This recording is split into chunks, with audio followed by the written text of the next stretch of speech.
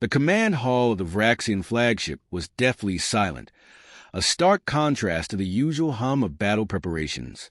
Hundreds of alien soldiers, towering and armored in dark silver exosuits, stood in rigid lines, their red eyes trained on the figure at the center of the room. Above them, vast windows framed the infinite blackness of space.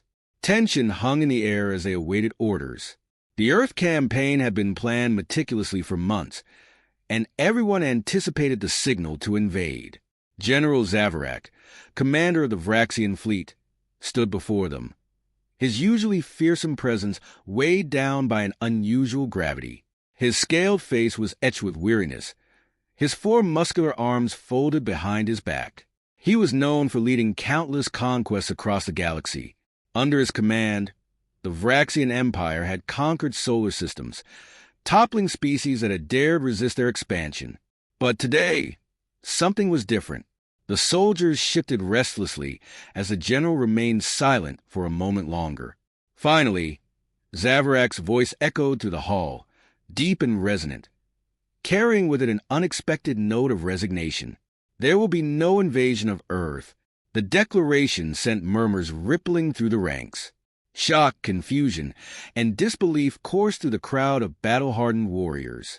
Earth, a planet of primitive bipeds, had been an easy target, a mere planet, standing in the way of Vraxian dominance over the outer rim. An officer stepped forward, unable to contain his incredulity. "General, the humans are weak. Their planet's defenses are laughable. We outnumber and outgun them in every way. Why abandon the attack now?" Zavarak's eyes narrowed, his voice growing more somber. "Because Earth is not just defended by any humans. It has American soldiers among its ranks." At the mention of the Americans, the assembly erupted into chaotic whispers. Despite their limited understanding of Earth's geopolitics, one thing had become clear to the Vraxian Empire in recent years. American soldiers were not like the others. They were something more, something dangerous. The officer hesitated before speaking again, his voice lowering.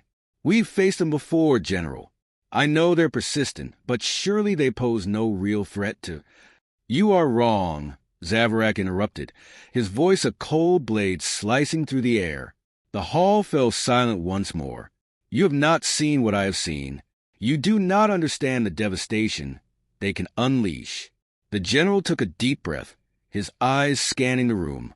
His gaze softened just slightly, as if he were preparing to share a deeply personal truth. "We have encountered countless species, fought battles on worlds far more advanced than Earth, and yet there is something about the Americans that defies reason. They are reckless, unpredictable. They do not fight with mere weapons, but with a spirit that borders on madness." He stepped forward, the soft thud of his boots against the metallic floor punctuating his words. "I have watched them in battle, seen them turn defeat into victory with nothing more than their raw determination and unconventional strategies. They are cunning, resourceful, and worst of all, relentless.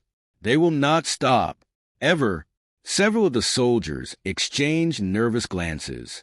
They had heard the stories, but many believed them exaggerated, the way any enemy's feats were exaggerated to explain away losses. But coming from Zavarak himself, the warnings felt far more dire. The general's voice lowered, turning almost reflective. "I once led an assault on one of their outposts, a military base deep in the deserts of their planet. We had the advantage. Our weapons were superior, our numbers overwhelming, and yet they did not retreat. They fought like cornered beasts, with no sense of self-preservation, only an all-consuming drive to destroy us." His fists clenched at his sides. "They sabotaged our ships, used our own technology against us, and somehow, they forced us to retreat. We had never retreated before." The room remained utterly still, the weight of the general's words sinking in. For the Vraxian warriors, who prided themselves on their superiority, retreat was unthinkable. Yet here was their most revered commander admitting to it. The unsettling reality began to dawn on them. Zavarak's voice hardened once again. It's not just their strength in battle that we fear. It is their capacity for destruction. American soldiers have raided our outposts on other planets, turning what should have been easy victories into bitter losses. Their technology evolves faster than we can anticipate, and their tactics are erratic, but somehow devastatingly effective. One of the younger warriors, barely out of his first campaign, couldn't hold back. But General, we have the might of the Vraxian Empire. We can overwhelm them. Zavarak shook his head slowly. They do not fear overwhelming odds. They thrive on it. They are willing to sacrifice everything. Every soldier, every resource, their own lives, if it means victory. And they will. I have seen them do it. He turned to face the soldiers, his gaze piercing. This is not cowardice. This is strategy. To fight Americans is to court disaster, to invite chaos into our ranks. They are an anomaly, a threat we cannot predict or control. And so, I will not lead you into a battle we are doomed to lose. The soldiers stood in stunned silence. Their fear of Americans, once a distant, whispered rumor, now felt painfully real. Zavarak, their fearless leader, had seen the truth firsthand. To fight against American soldiers was not to face an ordinary enemy. It was to stand against something far more dangerous.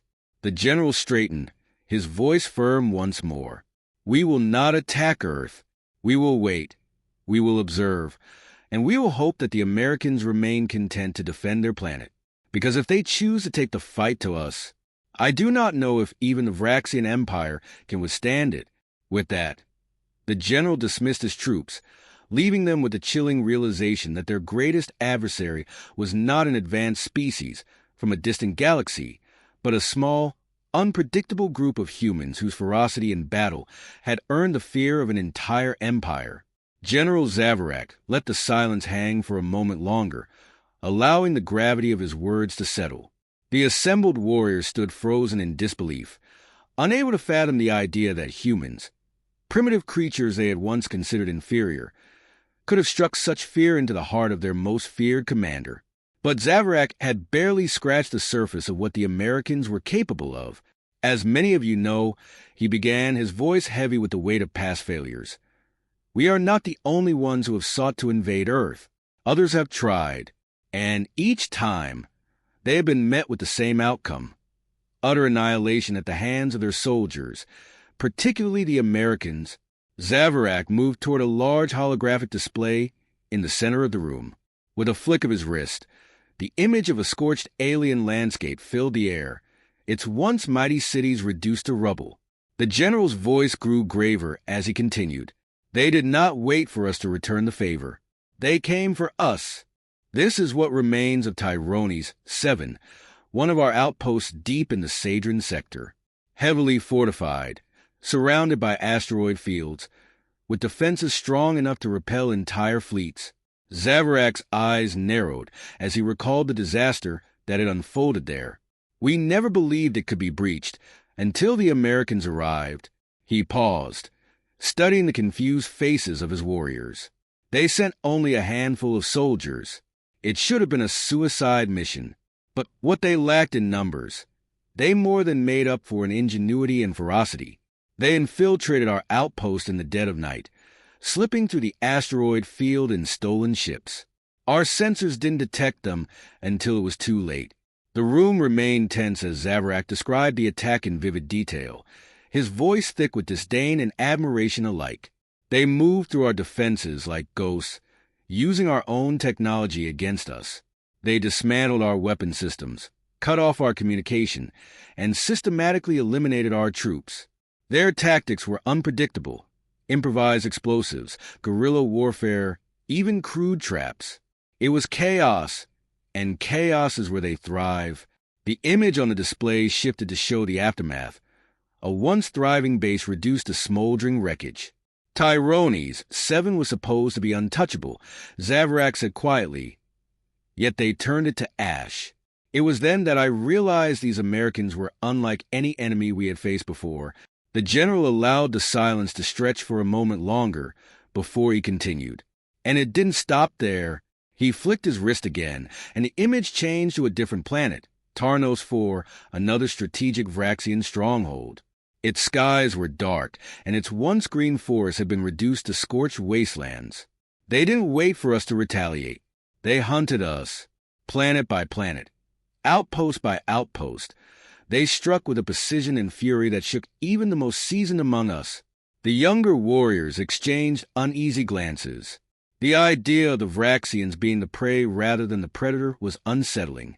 Their raids were surgical, Zavrak continued, targeting our supply lines, disabling our communication networks, and cutting off our ability to coordinate a response. It was as if they knew our every weakness before we even realized it ourselves. His eyes flashed with something darker, a lingering fear, perhaps, or the bitterness of defeat. And they always attacked where we least expected it. While our fleets were engaged elsewhere, their soldiers would strike in small, unpredictable waves. And when they came, they didn't fight by our rules. They fought dirty. One of the officers bristled at this, his pride wounded. They are cowards, then. They hide in the shadows, striking like insects. No! Zavrak interrupted, his tone cutting. They are survivors. They do not fight for glory or honor. They fight to win at any cost. Their unpredictability is their greatest weapon. We are used to facing armies that respect the rules of war. The Americans do not care for such things. The room fell silent again as the implications sank in.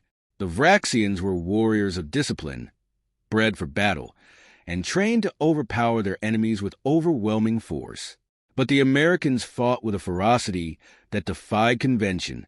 Perhaps even more terrifying than their tactics, Zavrak continued, is the effect they have on our own soldiers. They are not just soldiers. They are a force of nature, unstoppable, unyielding, and entirely unpredictable. He looked around the room, his eyes resting on the younger warriors who had yet to face the Americans firsthand. There are those among us who have begun to fear them. I have seen entire units collapse at the mere mention of American forces in the area. They speak of ghosts, men who cannot die, soldiers who keep fighting even when they should be dead. Legends of men who push through pain and exhaustion as if it fuels them. One of the veteran commanders nodded solemnly. We've heard the stories, General, but surely they are exaggerated. Zavarak's expression darkened. I thought so, too, once. But after seeing them for myself, I no longer doubt it. They fight as though they have nothing to lose. They are willing to sacrifice themselves for victory in ways that we cannot comprehend. The general's voice lowered, growing almost reflective. It is their will to win that makes them so dangerous. They do not fear death. They fear failure, and that is something we cannot break. The image flickered once more, returning to the empty blackness of space outside the ship's windows. Zavarak turned to face his troops, his eyes hard. That is why we must rethink everything we know about war. The Americans have shown us that the rules no longer apply. They will hunt us. They will destroy us. And they will do it without hesitation. He straightened, his voice firm and unwavering. That is why I say again, we do not attack Earth. Not while the Americans are there. Because if we do, they will not wait for us to come. They will come for us, and I fear that when they do, it will be the end of the Vraxian Empire. The general's words hung heavy in the air, leaving the soldiers with an undeniable truth. The Americans were not just another enemy. They were a storm, a relentless, unstoppable force. And the Vraxians had no defense against it.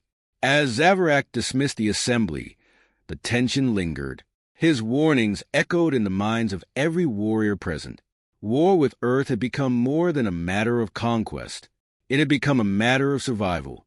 The air in the command hall felt heavy as General Zavarak moved toward the holographic display once more, his posture rigid with tension.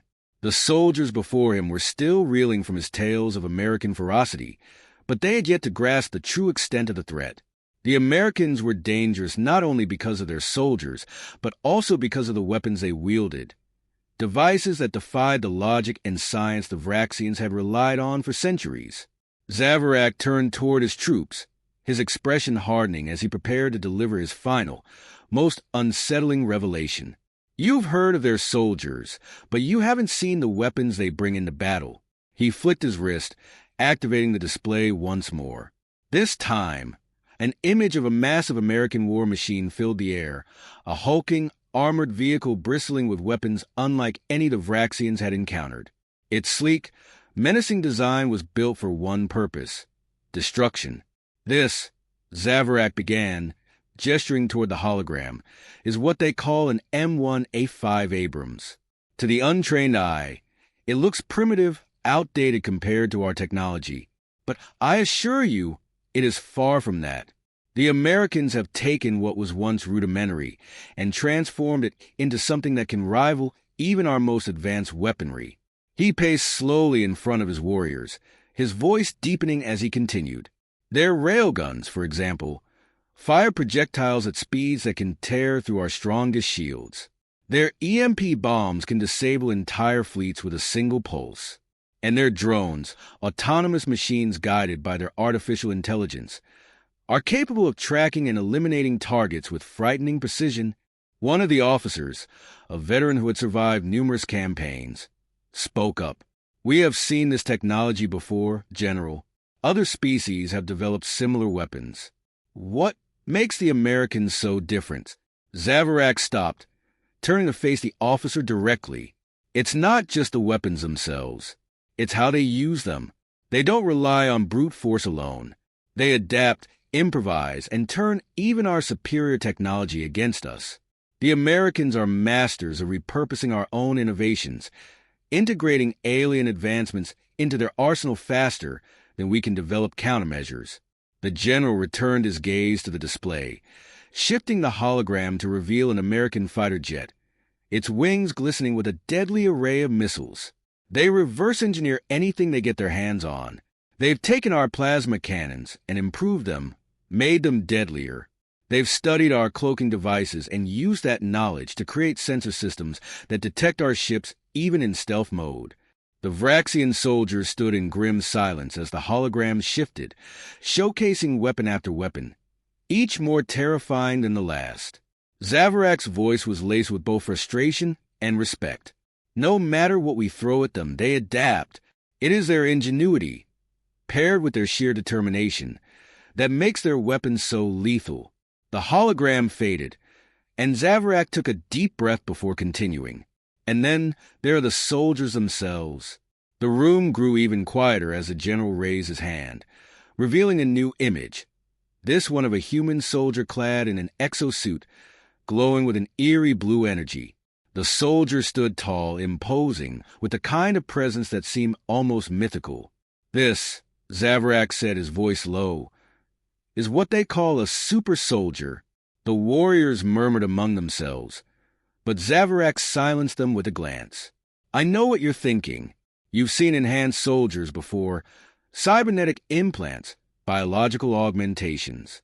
But the Americans, they've taken it to an entirely new level. These soldiers are more than enhanced.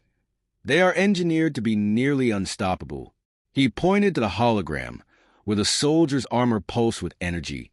They wear exosuits that amplify their strength tenfold.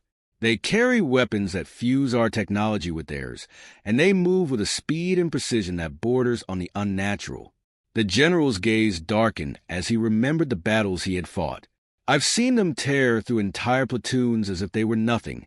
Bullets, plasma fire, it doesn't matter. They absorb the impact, regenerate, and keep fighting. They are relentless, and once they have their sights on you, there is no escape." The youngest among the warriors, barely seasoned in combat, couldn't hide his fear. How do we stop them?" Zavarak's jaw tightened. "We don't. Not easily, at least. Even our most advanced troops have struggled against them.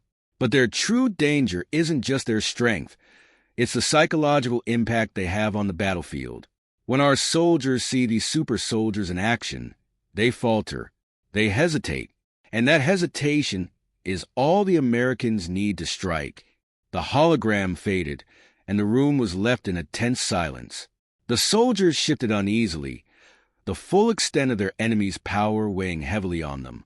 Zavarak stood tall, his voice once again commanding as he delivered his final message. Make no mistake, the Americans are not to be underestimated. Their weapons, their soldiers, their ingenuity, it all makes them a threat unlike any we've faced before. We cannot afford to treat them as a lesser species.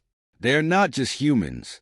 They are warriors in their own right, and they have proven themselves time and again. The general's eyes swept over his troops, gauging their reactions. Fear, uncertainty, even anger flickered in their expressions. But beneath it all was something else, a grudging respect for an enemy who had defied every expectation.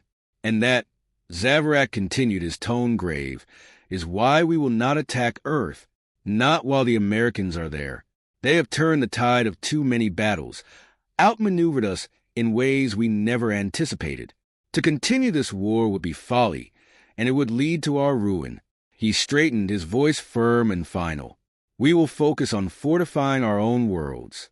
We will not invite the wrath of the Americans any further, and we will hope that they remain content to defend their planet, rather than bring the fight to us. With those words, the general ended the assembly. As his warriors filed out of the hall, there was no question left in their minds. The Americans were more than just another enemy. They were a force to be reckoned with, a force that could not be beaten by sheer might alone. Zavarak watched his soldiers leave, the weight of the truth settling on his shoulders. The Vraxians had faced countless enemies across the galaxy, but none had been as dangerous as the humans of Earth. And now, more than ever, he understood that their greatest weapon wasn't just their technology or their soldiers.